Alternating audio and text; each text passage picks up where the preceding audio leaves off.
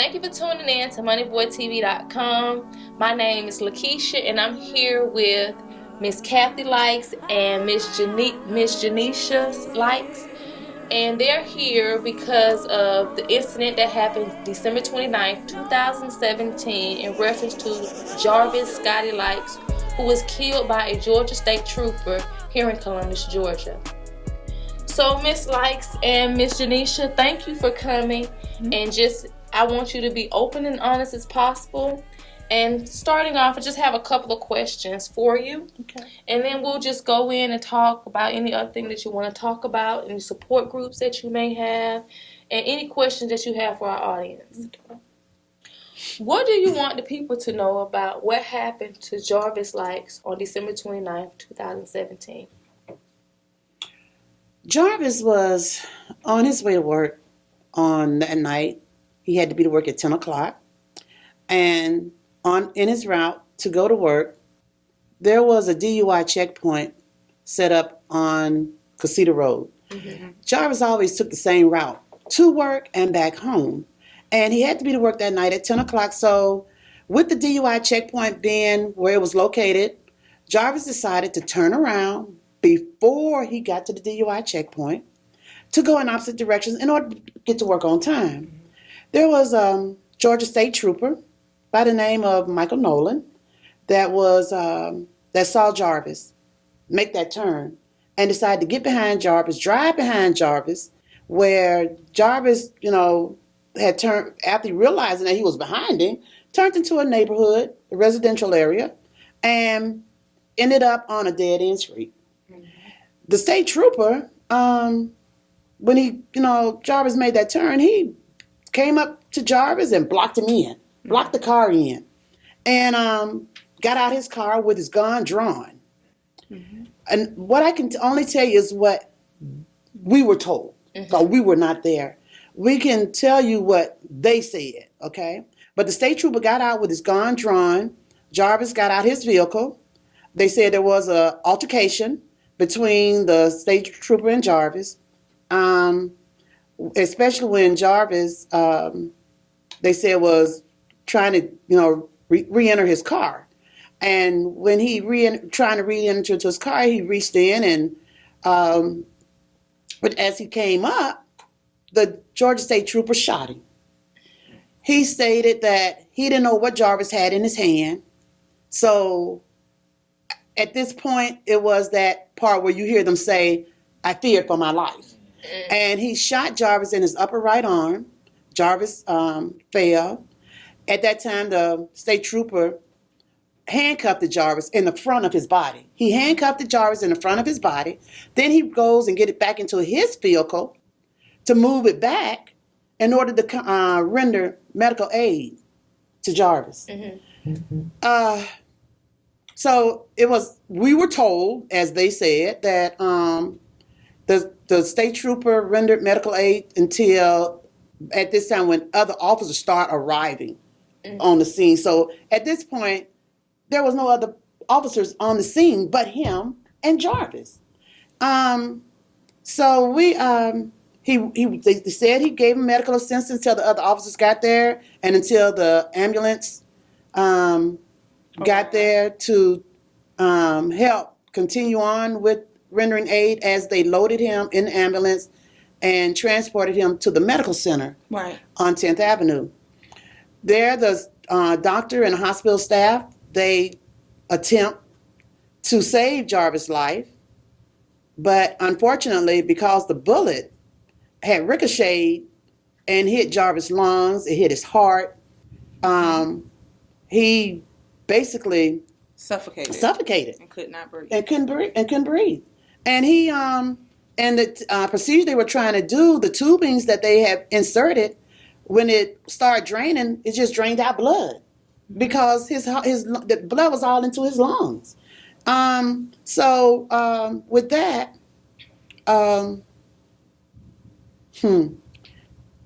that is as far as what we know happened when we were told about the accident, the situation with Jarvis and the state trooper.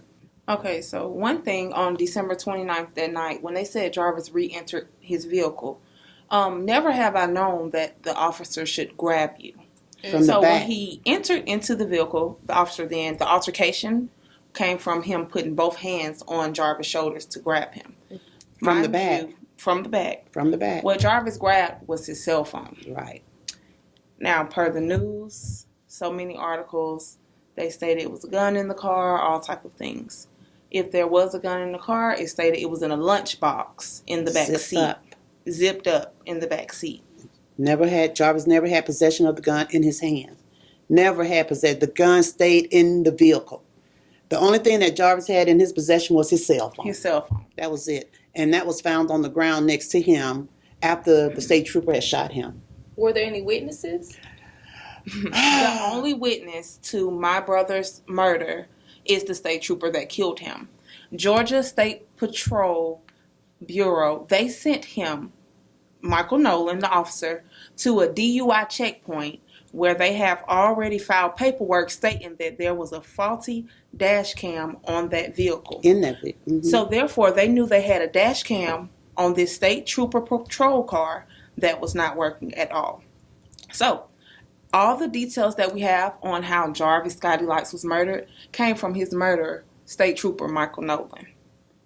In other words, there were no dash cam. There was no body cam There's to no video. camera. There's no video footages of what actually happened that night. So everything that you have, all the facts that you have, what you're saying is came from the police, the Georgia State Troopers. Mm-hmm.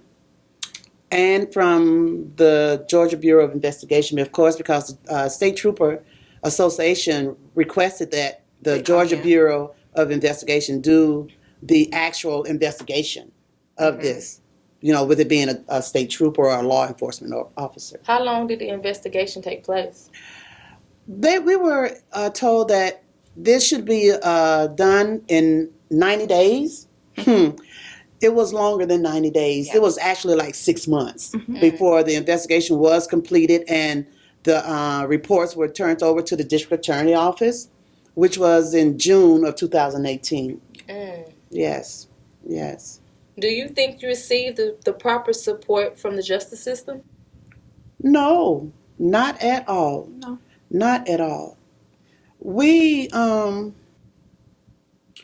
to, what I want to say, we had to, we had to actually be persistent. Mm-hmm. We had to really be persistent, and thank God for the help of our activist that was working with us, Mr. Marcus Coleman. He's with our Save Ourselves out of Atlanta. Because of his support and his constant and consistent staying in contact with the district attorney to find out, hey, what are you all going to do? This family need closure. Yeah. And they are constantly trying to find justice for their son. And yet here we are going on almost 2 years or a year and have nothing been done. So thanks to him, I have to give him thanks for his persistence in staying on the district attorney behind of moving this thing. Other than that, we really felt that it would have just sat on her desk. Who was the district attorney? At the time, it was Julia Slater. Mm-hmm. She had been district attorney been in that office for 3 terms. Okay. And she, as far as I understand it, or that I know of, it's never been no indictment of a police officer under her while she was in that office. So Julia Slater was one that handled my son's case, and she was the one that decided that she was going to present it in front of the grand jury. Originally, at first, we had a meeting with her. She just simply stated she wants to know who Jarvis was. Mm-hmm. So we got all of our close family, the ones that were very important.